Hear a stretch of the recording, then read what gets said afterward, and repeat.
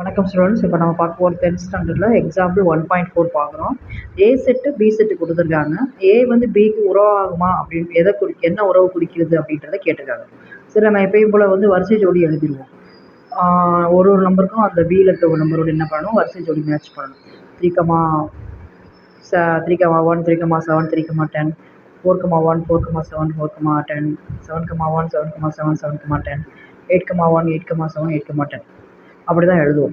ஆனால் இவங்க என்ன கேள்வி கேட்டிருக்காங்கன்னா, R1ல் 3,7 4,7 7,7 8,1 வந்து அதுக்கு ரிலேஷனாக இருக்குமா, அதாவது ஒன்றுக்கு ஒன்று உறவாக இருக்குமான்னு கேட்கும்பொழுது நம்ம முதல் எழுதின அந்த வரிசை ஜோடிக்கு இந்த வரிசை ஜோடி மேட்ச் பண்ணி பார்க்கணும்.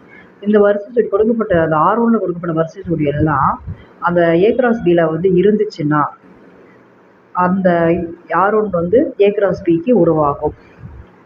அதாவது A கிராஸ் B வந்து எழுதி முடிக்கிறோம். இந்த மாதிரி எழுதி முடித்த பிறகு R1ல் கொடுக்கப்பட்ட நம்பர்ஸ் வந்து A கிராஸ் Bயில் இருந்துச்சுன்னா R1 வந்து அதுக்கு உருவாகும்.